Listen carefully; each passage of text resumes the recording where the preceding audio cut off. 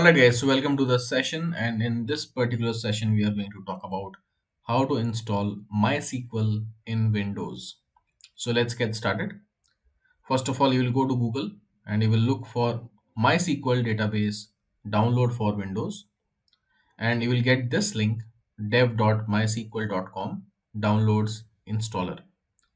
When I click on this link, you will get this option where you can see we are having two options to install. One is the web installer, second is the normal software installer. You can choose Microsoft Windows here, and you will have the option here Microsoft Windows. After that, you will have two options coming in, and you will go with this option to download. I click on this download, and then I already did that, so you have to click on this download and you will get this installer in your machine. Once you have that, you will find this file, which is MySQL installer community 8.0.32.0. I'll click on that. So here this page will open up. Please wait while Windows configures MySQL installer community. This installation process will take some time. So here you can see it's opening up. Now here the setup is getting started. Now what I will do is I will go ahead and I will choose the custom option because I wanted to show you what all things I am going to install in my machine. So I click on this custom option, click on the next. Now here you are getting this page, and here I will click on this plus sign. I am going to install this MySQL Server 8.0.32. Also, if you click on the applications, here I will choose this application, which is MySQL Workbench, which is nothing but one of the IDEs, or you can say GUIs, where you can actually write the code. So it's like a integrated development environment, or it's like a graphical user interface. Apart from that, I will go to the MySQL connectors, and here we'll see if anything I need or not. As of now, I don't need it. There is also one option called MySQL shell, and I will need this as well. This is like a command prompt where also we can write some queries and it will get executed. So I'll choose all these one by one, and I click on this arrow. So these are the three things which I want in my machine, and I click next. It will now start executing when I click this execute button. Now this will take some time. Here I will choose I agree. This is the Microsoft Visual C++. I'll install, and I click on close. This is my altogether new machine. It's a scratch. It's a brand new machine I have. So I will get this type of option of C++, but you may not have this option coming up. So that's, if you're not getting it, that's absolutely okay. Next, ready to install, execute. So now this step will take some time to install these three products. Alright, so you can see that everything is now completed. I'll click on the next.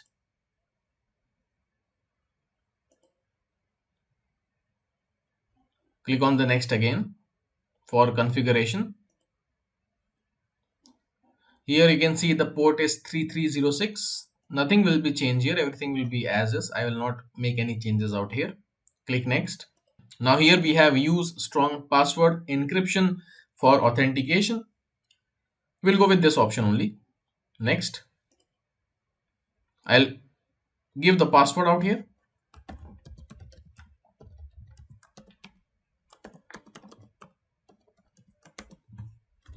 Once that is done, if you want to add new users, you have this option to add user, where you can give the username and what type of host will be the local host, what type of role you want to give, you can give that role as well. So when we are working in the industry, you may have to generate more number of users, but as of now we are working in the project, which is the individual project. So I'm okay with the default user, that is the root. The user ID is root. I click next. Here also I will not change anything. Click next.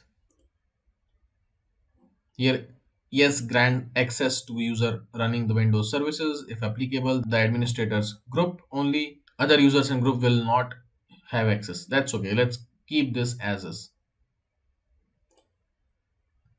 And I will execute this. And now it is installed successfully in this machine. I will click finish. Next and finish.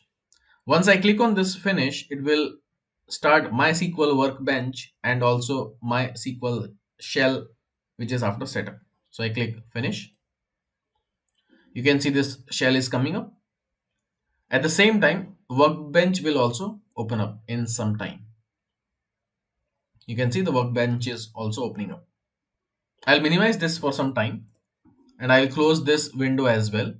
And the first thing which I will do is I will go ahead to the folder, which is this PC. Here I'll go to the C drive. In the C drive, I'll go to program files. In program files, we have MySQL and we have here the server and we have here the bin. I'll select this entire path. This folders will get generated once you install MySQL in your machine. I'll copy this path and I'll go to Windows and I will look for environment variables. Edit the system environment variables. Click on that. Click on this environment variables. And in the system variables, go to path and double click. And here you can add the new and paste that path. Click OK. Click OK. And click OK. I'm closing this window. Clicking on Windows and I'm looking for CMD, that is command line prompt. Once I click on this and then I will type MySQL hyphen hyphen version and will press enter. So here you can see that MySQL version 8.0.32 installed successfully. I'll close this window again. Click on the Windows again and type CMD. Right click and I want to run this as an administrator now. Now I'm opening with the administrator and now I want to log in to my SQL database using shell. Now here I will write MySQL hyphen u. Root is my user ID. U is user. So hyphen u means I want to give the user ID. And then again hyphen p. P is for password and I will press enter. And then I will give the password which I have selected or which I have decided at the time of the database installation. And press enter. Now you can see that your database login has happened. MySQL is now open up. We can run few commands and check whether this is working fine or not. I will write show databases.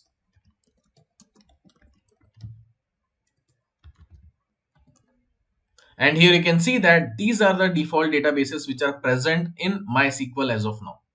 That is information schema, MySQL performance schema and SYS, that is SYS. I want to create my own database. Let's say we are going to work on HR data.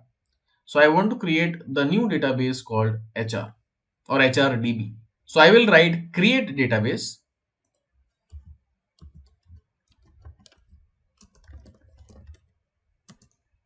HRDB.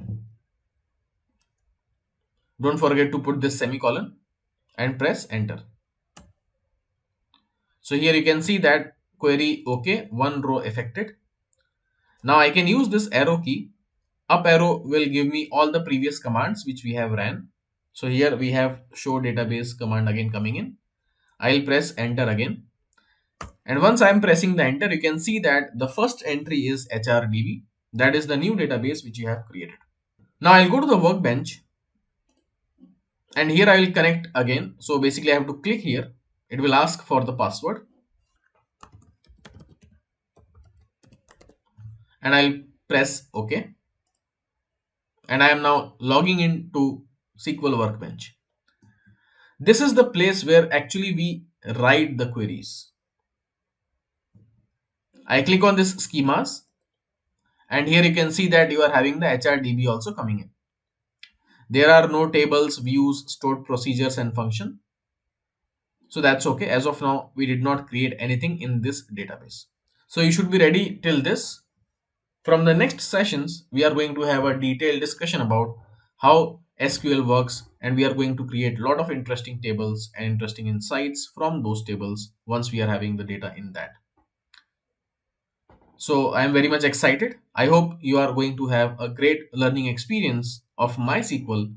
After completing this curriculum, you will have an amazing confidence which you never thought of. So see you in the next session. Till then, happy analyzing.